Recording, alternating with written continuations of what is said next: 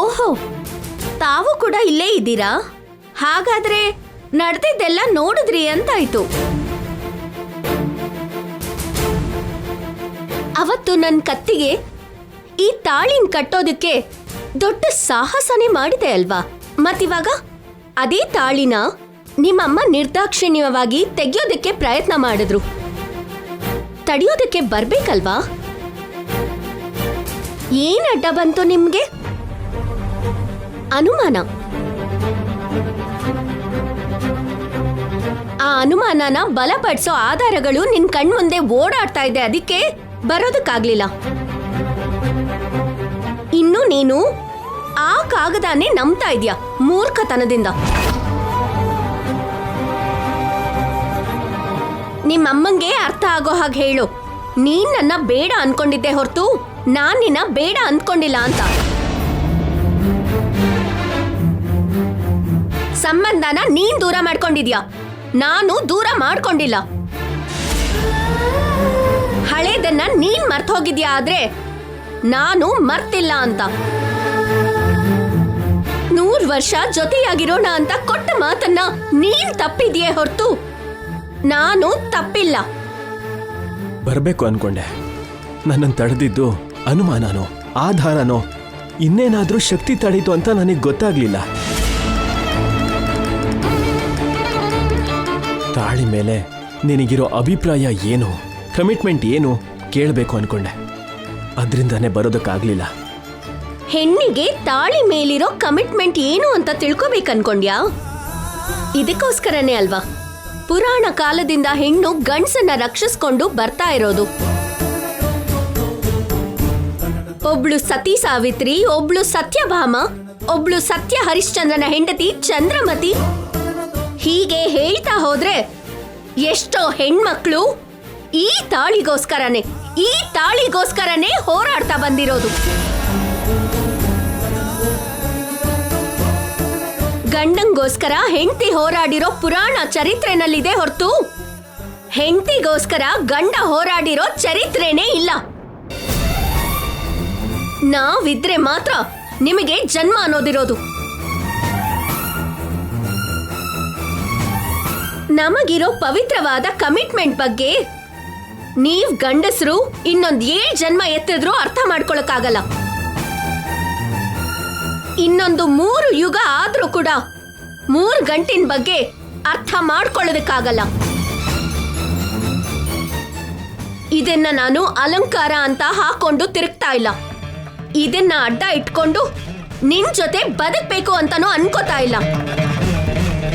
ನಮ್ ಬಂಧಕ್ಕೆ ಗುರ್ತು ಇದು. ಅದಕ್ಕೆ ನನ್ ಕತ್ತಲ್ಲೇ ಇದೆ ಅದು.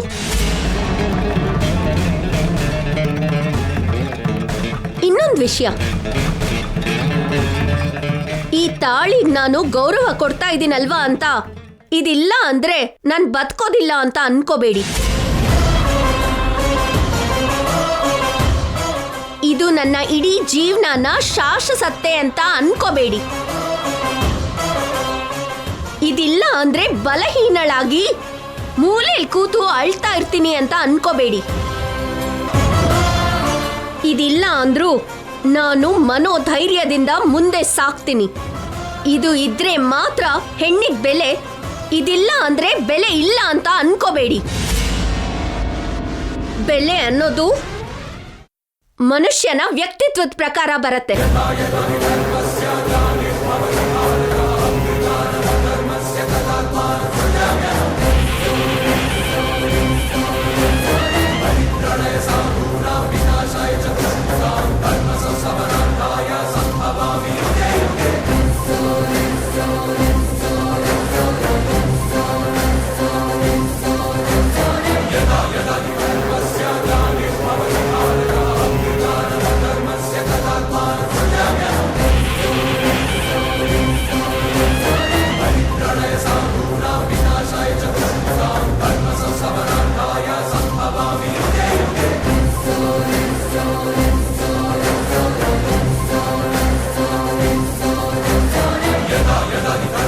ನೋಡಿದ್ಯಮ್ಮ?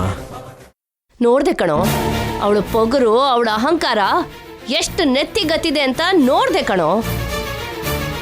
ಅವನಿ ನನ್ನ ವಿಷಯದಲ್ಲಿ ತುಂಬಾ ಒಳ್ಳೆ ರೀತಿಲಿ ಇನ್ನೂ ಯೋಚನೆ ಮಾಡ್ತಿದ್ದಾಳಮ್ಮ. ಅದಕ್ಕೆ ತಾಳಿನ ತೆಗೆಯೋದಕ್ಕೆ ಇಷ್ಟನೇ ಪಡ್ತಿಲ್ಲ. ಅದು ಮಾತ್ರನೇ ನಿನ್ಗೆ ಅರ್ಥ ಆಯ್ತಾ? ಹೆಚ್ಚು ಕಮ್ಮಿ ಆದ್ರೆ ತಾಳಿನ ತೆಗೆದು ನಿನ್ ಮುಖದ ಮೇಲೆ ಬಿಸಾಕಿ ನನ್ನ ಜೀವನ ನಾನು ಮಾಡ್ತೀನಿ ಅಂತ ಹೇಳಿದ್ಲು. ಅದು ನಿನಗೆ ಅರ್ಥ ಆಗ್ಲಿಲ್ವಾ?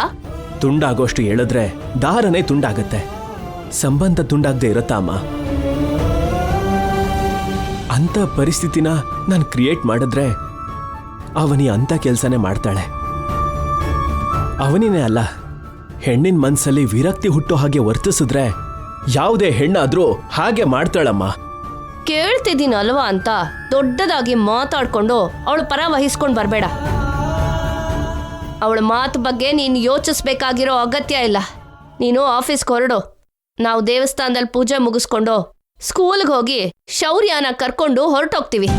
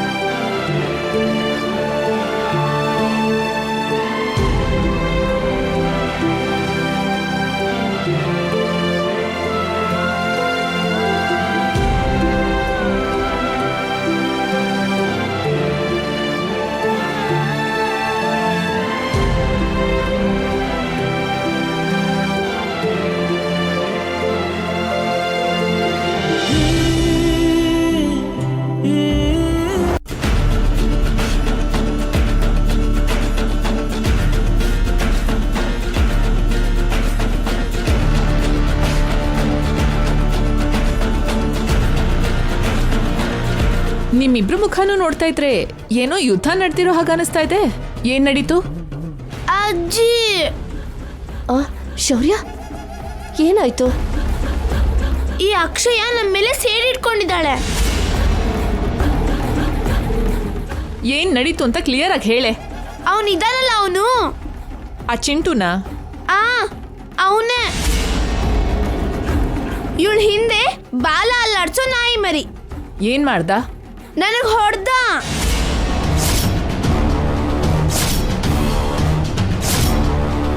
ನಿನಗ್ಯಾಕೆ ಹೊಡ್ದ? ಈ ರಾಕ್ಷಸಿ ಇದ್ದಾಳಲ್ವಾ, ಅವನ ಹತ್ರ ನನ್ನ ಮೇಲೆ ಇಲ್ಲದ ಸಲ್ಲಿ ಚಾಡಿ ಹೇಳಿದ್ಲು. ಅದಕ್ಕೆ ಅವನ್ ಕೋಪ ಮಾಡ್ಕೊಂಡು ನನ್ನ ಕೆನ್ನೆಗೆ ಜೋರಾಗಿ ಹೊಡ್ದ. ಇವಳೊಬ್ಳು ಮಹಾರಾಣಿ ತರ ಆರ್ಡರ್ ಮಾಡೋದು, ಅವನು ಸೇನಾಧಿಪತಿ ತರ ಇವಳು ಹೇಳೋದನ್ನ ಮಾಡೋದು. ಯಾಕೆ ಹಾಗೆ ಮಾಡ್ದೆ? ದೇವಸ್ಥಾನದಲ್ಲಿ ನಿಮ್ಮಮ್ಮ ನನ್ನ ಮಗನ ಹತ್ರ ಇನ್ನೂ ನಾಟಕ ಮಾಡ್ತಿದ್ದಾಳೆ. ನೀನು ನನ್ನ ಮೊಮ್ಮಗಳ ಮೇಲೆ ಅನ್ಯಾಯವಾಗಿ ಕೈ ಮಾಡಿಸ್ತೀಯಾ? ಶೌರ್ಯ ಸುಳ್ಳು ಹೇಳ್ತಿದ್ದಾಳೆ. ನಡೆದಿದ್ದು ಬೇರೆ, ಹೇಳ್ತಿರೋದು ಬೇರೆ. ನೀನ್ ಕೂಡ ನಿಮ್ಮಮ್ಮನ್ ಹಾಗೆ ಊಸರವಳ್ಳಿ ತರ ಆಗ್ತಾ ಇದ್ಯಾ? ಅಮ್ಮಂಗೇನು ಅನ್ಬೇಡಿ ದೊಡ್ಡಮ್ಮ. ಅಂದ್ರೆ ಏನ್ ಮಾಡ್ತೀಯಾ? ನಾನೇನು ಮಾಡಲಿಲ್ಲ ಅಂದ್ರು ಅಮ್ಮನವರು ಶಿಕ್ಷಿಸ್ತಾಳೆ. ಸ್ಟೂಡೆಂಟ್ಸ್ ಎಲ್ಲರ ಮುಂದೆ ತಂದೆ ಇಲ್ದಿರೋ ಹುಡುಗಿ ಅಂತ ಅವಹೇಳನೆ ಮಾಡ್ತಾ ಮಾತಾಡ್ತಿದ್ಲು. ಸರಿಯಾದ ಸಮಯಕ್ಕೆ ಚಿಂಟು ಬಂದು ಹೊಡ್ದ. ಇದು ನಡೆದಿದ್ದು. ಅಬ್ಬಾ, ಇವಳು ಎಷ್ಟು ದೊಡ್ಡ ಸುಳ್ಳು ಹೇಳ್ತಿದ್ದಾಳೆ. ಶೌರ್ಯ ಫ್ರೆಂಡ್ಸ್ನೇ ಕರೆದು ಕೇಳಿ, ಅವರೇ ನಿಜ ಹೇಳ್ತಾರೆ. ಏನು ಬೇಕಾಗಿಲ್ಲ. ನೀನು ಏನಾದರೂ ಮಾಡೋ ಅಂತ ಸಮರ್ಥಳು ಅಂತ ನನಗೆ ಗೊತ್ತು. ತಾಯಿ ಮಗಳು ಇಬ್ರು ನಮ್ಮನ್ನ ಮನಃಶಾಂತಿಯಿಂದ ಇರೋದಕ್ಕೆ ಬಿಡಲ್ವಾ? ನಿನ್ನ ತಾಯಿ ಏನೋ ತಪ್ಪು ಮಾಡಿ ಕೂಡ ಇನ್ನೂ ತಲೆ ಎತ್ಕೊಂಡು ತಿರುಗ್ತಿದ್ದಾಳೆ. ಅವಳಿಗೆ ಸ್ವಲ್ಪ ಕೂಡ ಭಯ ಭಕ್ತಿ ಅನ್ನೋದೇ ಇಲ್ಲ. ನೀನು ಕೂಡ ಹಾಗೆ ತಯಾರಾಗ್ತಿದ್ಯಾ? ತಾಯಿ ದಾರಿಲೇ ನಡಿಬೇಕು ಅನ್ಕೋತಿದ್ಯಾ? ಯಾವ ಕೆಲ್ಸಕ್ಕೂ ಬರ್ದೇ ಇರೋ ಹಾಗಾಗ್ತೀಯಾ? ನಿನ್ನ ತಾಯಿ ಬುದ್ಧಿನೇ ನಿನಗೂ ಬಂತು ಅಂದ್ರೆ ನೀನು ಕೂಡ ಜನರಿಗೆ ಮೋಸ ಮಾಡೋದಕ್ಕೆ ಶುರು ಮಾಡ್ತೀಯ. ಆಗ ನಿನ್ನಂತ ಅವಳ ಜೊತೆ ಓಡಾಡಿದ್ರೆ ಉಳಿದಿರೋ ಮಕ್ಳು ಕೂಡ ಕೆಟ್ಟ ಹೋಗ್ತಾರೆ. ಎಲ್ಲಾರನ್ನೂ ಇಷ್ಟೊಂದು ಗೋಳು ಹೊಯ್ಕೋತಿದ್ದೀರಾ. ನೀನು ನಿನ್ ತಾಯಿ ಏನು ಉದ್ಧಾರ ಆಗ್ತೀರೆ? ಅಲ್ಲ, ನೀವು ಮನುಷ್ಯರೇನಾ? ವಿಶ್ವಾಸ ಇದೆಯಾ ನಿಮ್ಗೆ? ನಿಮ್ಮಮ್ಮನ್ನ ತಲೆ ಮೇಲೆ ಇಟ್ಕೊಂಡು ನೋಡ್ಕೊಂಡಿದ್ದಕ್ಕೆ ಬೆನ್ನಿಗೆ ಚೂರಿ ಹಾಕಿದ್ಲು ಕಣೆ ನನ್ಗೆ. ನಾಚಿಕೆ ಇಲ್ದಿರೋ ಜನ್ಮ, ನಾಚಿಕೆ ಇಲ್ದಿರೋ ಜನ್ಮ. ನಿಹಾ, ಇವಳ ಜೊತೆ ಈ ಸ್ಕೂಲಲ್ಲಿ ಓದ್ಬೇಕಂದ್ರೆ ನನಗ್ ಭಯ ಆಗ್ತಿದೆ. ನೀನೇನ್ ಭಯ ಪಡ್ಬೇಡಮ್ಮ. ಅತ್ತೆ, ಶೌರ್ಯನ್ನ ನಾವು ಬೇರೆ ಸ್ಕೂಲಿಗೆ ಜಾಯಿನ್ ಮಾಡಿಸೋದು ಒಳ್ಳೇದು ಅಂತ ನನಗನ್ನಿಸ್ತಾ ಇದೆ. ಹಾಗೆ ಮಾಡೋದಕ್ಕಿಂತ ಇವಳೇ ಸ್ಕೂಲ್ ಬಿಟ್ಟು ಮನೇಲಿ ಪಾತ್ರೆ ತೊಳಿತಾ ಇರೋದು ಒಳ್ಳೇದು. ಉಳಿದಿರೋ ಮಕ್ಕಳಾದ್ರೂ ಉದ್ಧಾರ ಆಗ್ತಾರೆ. ಇವಳ ಮುಖ ನೋಡ್ಬೇಕು ಅಂದ್ರೇನೆ ಅಸಹ್ಯ ಆಗ್ತಿದೆ. ಬಾ.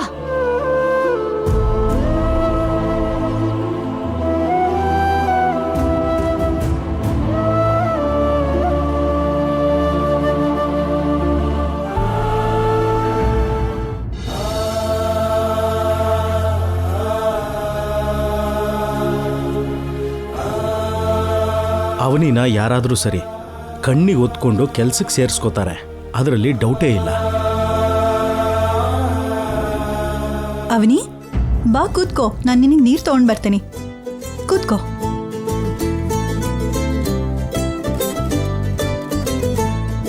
ಕೆಲಸ ಸಿಗ್ತಾ ಅವನಿ? ಗೊತ್ತಿರೋರ್ಗೆಲ್ಲ ಹೇಳ್ದೆ. ಹಾಗೇನೆ 4 ಕಂಪನಿಗೆ ಇಂಟರ್ವ್ಯೂಗೂ ಹೋಗಿದ್ದೆ. ಎಲ್ಲ ಪಾಸಿಟಿವ್ ಆಗೇ ಇದೆ ಬಾವ. ಯಾವ ಸಮಯದಲ್ಲಾದ್ರೂ ಕಾಲ್ ಲೆಟರ್ ಬರ್ಬೋದು. ನಿನ್ನ ಶ್ರಮಕ್ಕೆ ಒಳ್ಳೆ ಕೆಲಸನೇ ಸಿಗುತ್ತೆ ಬಿಡು. ತಗೋ.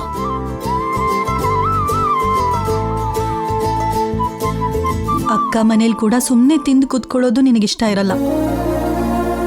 ಅದಕ್ಕೆ ನಿನಗೆ ಇವಾಗ ಕೆಲಸ ಯಾಕೆ ಅಂತ ಕೇಳೋಕ್ಕಾಗ್ತಿಲ್ಲ.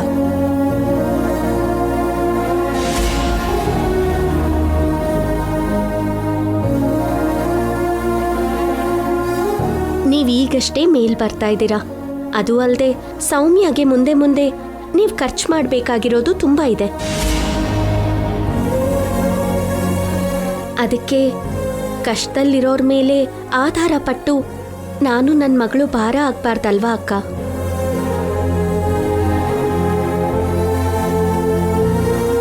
ಸರಿ, ನಾನು ಹೋಗಿ ಕಾಫಿ ತಗೊಂಡು ಬರ್ತೀನಿ.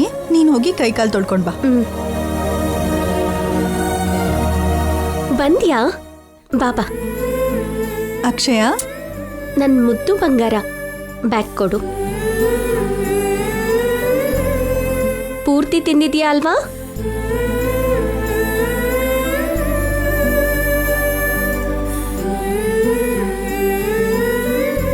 ಯಾಕಮ್ಮ ತಿಂದಿಲ್ಲ?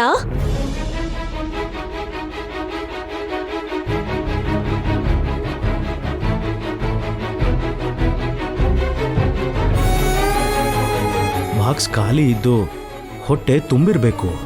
ಬಾಕ್ಸ್ ಹಾಗೆ ಇಟ್ಕೊಂಡು ಹಸುವಲ್ಲೇ ಯಾಕಿದೆಯಮ್ಮ ನೀನು? ಏನಾಯ್ತು ಅಕ್ಷಯ? ಅಲ್ಲಮ್ಮ, ಕನಿಷ್ಠ 1 ತುತ್ತು ತಿಂದಿಲ್ಲ. ಏನಾಯ್ತು ಪುಟ? ಹಸುವಾಗ್ಲಿಲ್ಲ ಅಮ್ಮ, ಅದಕ್ಕೆ ತಿನ್ನಲಿಲ್ಲ. ನಿಜ ಹೇಳು. ಹೌದು. ಹಾಗಾದ್ರೆ ನಿನ್ನೆ ನೀನು ಬರ್ತ್ಡೇನಲ್ಲಿ ನಡೆದಿರೋದ್ರ ಬಗ್ಗೆ ಯೋಚನೆ ಮಾಡ್ತಿದ್ಯಾ ಅಂತಾಯ್ತು. ಅದಕ್ಕೆ ತಿಂದಿಲ್ಲ ಅಲ್ವಾ? ಹಾಲು ಬಿಸಿ ಮಾಡ್ಕೊಂಡು ಬರ್ತೀನಿ, ಹೋಗಿ ಡ್ರೆಸ್ ಚೇಂಜ್ ಮಾಡ್ಕೊಂಡು ಬಾ. ಹೋಗು.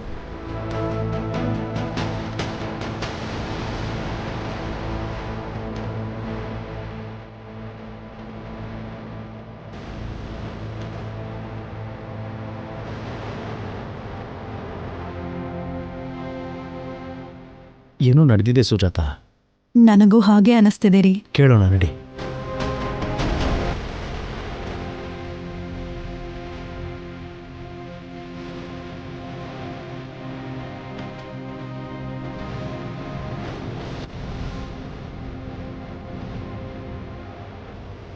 ನಿಮ್ಮ ಅಮ್ಮನ ಮುಂದೆ ಹೇಳ್ಕೊಳ್ದಿರೋ ಅಂಥದ್ದು ಏನೋ ನಡೆದಿದೆ.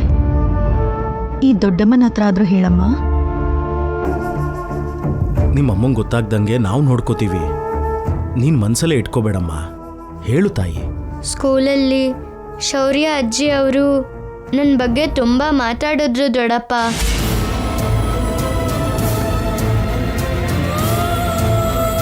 ನಿನ್ನ ತಾಯಿ ಏನೋ ತಪ್ಪು ಮಾಡಿ ಕೂಡ ಇನ್ನೂ ತಲೆ ಎತ್ಕೊಂಡು ತಿರುಗ್ತಿದ್ದಾಳೆ. ಅವಳಿಗೆ ಸ್ವಲ್ಪ ಕೂಡ ಭಯ ಭಕ್ತಿ ಅನ್ನೋದೇ ಇಲ್ಲ. ನೀನು ಕೂಡ ಹಾಗೆ ತಯಾರಾಗ್ತಿದ್ಯಾ? ನಿನ್ನ ತಾಯಿ ಬುದ್ಧಿನೇ ನಿನಗೂ ಬಂತು ಅಂದ್ರೆ ನೀನು ಕೂಡ ಜನರಿಗೆ ಮೋಸ ಮಾಡೋದಕ್ಕೆ ಶುರು ಮಾಡ್ತೀಯ. ಉಳ್ತಿರೋ ಮಕ್ಕಳು ಕೂಡ ಕೆಟ್ಟ ಹೋಗ್ತಾರೆ. ಎಲ್ಲಾರನ್ನೂ ಇಷ್ಟೊಂದು ಗೋಳು ಹೊಯ್ಕೋತಿದ್ದೀರಾ. ನೀನು ನಿನ್ ತಾಯಿ ಏನು ಉದ್ಧಾರ ಆಗ್ತೀರೆ? ಅಲ್ಲ, ನೀವು ಮನುಷ್ಯರೇನಾ? ವಿಶ್ವಾಸ ಇದೆಯಾ ನಿಮ್ಗೆ? ಹಾಗೆ ಇಷ್ಟ ಬಂದಂಗೆ ಮಾತಾಡ್ತಿದ್ದಾರೆ. ಅದಕ್ಕೆ ಅಮ್ಮಂಗೆ ಹೇಳಿದ್ರೆ ಬೇಜಾರು ಮಾಡ್ಕೋತಾಳೆ ಅಂತ ಹೇಳಿಲ್ಲ. ದೊಡ್ಡಮ್ಮ, ಏನಮ್ಮ? ನಾನು ಹೇಗಾದರೂ ಸ್ಕೂಲ್ ಬಿಡಬೇಕು ಅಂತ ಅಮ್ಮಂಗೆ ಅರ್ಥ ಮಾಡಿಸು. ಯಾಕೆ ಹಾಗನ್ಕೋತಿದ್ಯಾ ತಾಯಿ? ನಿನ್ನನ್ನು ಚೆನ್ನಾಗಿ ಓದಿಸಿ ನಿನಗೆ ಒಳ್ಳೆ ಭವಿಷ್ಯನ ಕೊಡಬೇಕು ಅನ್ನೋದೇ ನಿಮ್ಮ ಅಮ್ಮನ ಆಸೆ. ಅದಕ್ಕೆ ಎಷ್ಟೇ ಕಷ್ಟ ಆದರೂ ನಿನ್ನನ್ನು ಓದಿಸ್ತಿದ್ದಾಳೆ. ಹೋಗ್ಲಿ, ನಾನು ಬೇರೆ ಸ್ಕೂಲ್ಗೆ ಜಾಯಿನ್ ಆಗೋ ಥರ ಆದರೂ ಮಾಡಿ. ಶೌರ್ಯ ಇರೋ ಜಾಗದಲ್ಲಿ ಮಾತ್ರ ನಂಗೆ ಓದೋಕ್ಕಾಗಲ್ಲ. ಆ ಮಾತುಗಳನ್ನ ಸಹಿಸ್ಕೊಳಕ್ಕಾಗಲ್ಲ.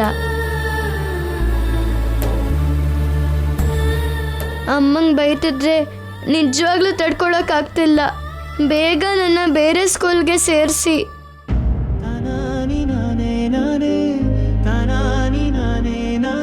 ನಿನ್ನ ಸಮಸ್ಯೆಗೆ ಪರಿಹಾರ ಏನು ಅಂತ ನಾವು ಯೋಚನೆ ಮಾಡ್ತೀವಿ. ನೀನೇನು ಬೇಜಾರು ಮಾಡ್ಕೋಬೇಡ. ಅಮ್ಮನ ಹತ್ರ ನಾವು ಈ ವಿಷಯನ ಮಾತಾಡೋವರೆಗೂ ನಿನ್ನ ಮನ್ಸಲ್ಲಿ ಏನು ಇಟ್ಕೊಳ್ದೇನೆ ಶ್ರದ್ಧೆಯಿಂದ ಓದಬೇಕು. ನೀನು ಹೇಳ್ದಾಗೆ ಮಾಡೋಣ, ಸರಿನಾ? ಅಮ್ಮ ಹಾಲು ಬಿಸಿ ಮಾಡ್ಕೊಂಡು ತಗೊಂಡ್ ಬರ್ತೀನಿ ಇಲ್ಲಲ್ವಾ? ನೀನು ಬೇಗ ಬಟ್ಟೆ ಬದಲಾಯಿಸ್ಕೊಂಡು ಬಾ.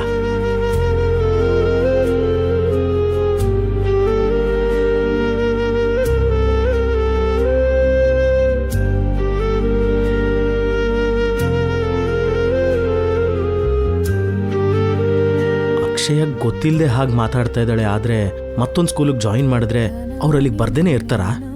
ರಣಹದ್ದುಗಳು ಎಲ್ಲಿಗಾದರೂ ಬರ್ತಾರೆ. ಹೌದು ರೀ, ಅಕ್ಷಯ ಯಾವ ಸ್ಕೂಲಿಗೆ ಜಾಯಿನ್ ಆಗಿದ್ದಾಳೋ ತಿಳ್ಕೊಂಡು ನಿಹಾರಿಕಾ ವೇದವತಿ ಅಲ್ಲಿಗೆ ಕೂಡ ಹೋಗಿ ಚುಚ್ಚಿ ಮಾತಾಡ್ತಾರೆ. ಮಗಳ ಬಗ್ಗೆ ತಾಯಿ ಬಗ್ಗೆ ಮಗಳು ಯೋಚನೆ ಮಾಡ್ತಾ ಇದ್ದಾರೆ. ಇಬ್ರು ಸಮಸ್ಯೆಗಳ ಜೊತೆ ಹೋರಾಡ್ತಾ ಇದ್ದಾರೆ. ಅವನಿಗೆ ಅಕ್ಷಯನೇ ಲೋಕ. ಒಂದ್ ಕಡೆ ಮಗಳನ್ನ ಕಾಪಾಡ್ಕೋಬೇಕು, ಮತ್ತೊಂದ್ ಕಡೆ ತನ್ನ ಸಂಸಾರನ ಸರಿ ಮಾಡ್ಕೋಬೇಕು. ಅವನಿಗೆ ಇದೊಂದು ದೊಡ್ಡ ಸವಾಲಾಗಿ ಬದಲಾಗಿದೆ. ಅವಳಿ ಗಂಡಾಂತರದಿಂದ ಹೇಗೆ ಪಾರಾಗ್ತಾಳೋ ಏನೋ.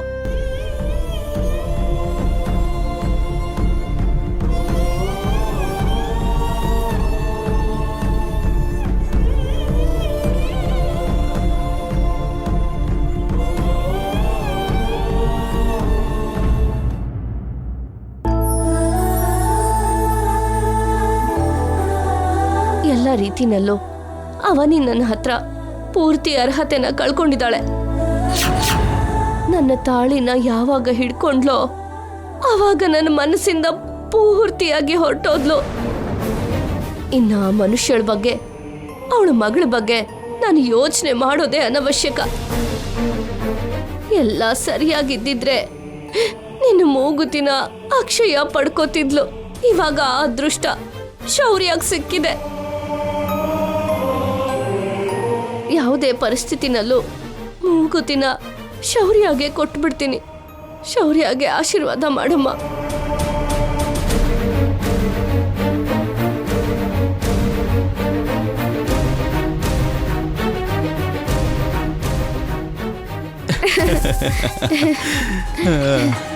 ಅಮ್ಮ ನಾಳೆ ಶೌರ್ಯಂಗ್ ಮೂಗುತಿ ಕೊಡೋದಕ್ಕೆ ಪ್ರಿಪೇರ್ ಆಗೋಗಿದ್ದಾಳೆ. ಇನ್ನು ಆಸ್ತಿಲ್ ಭಾಗನೂ ಕೇಳ್ಬಿಡೋಣ ಅಷ್ಟೇ. ಕೇಳ್ಬಿಡಿ.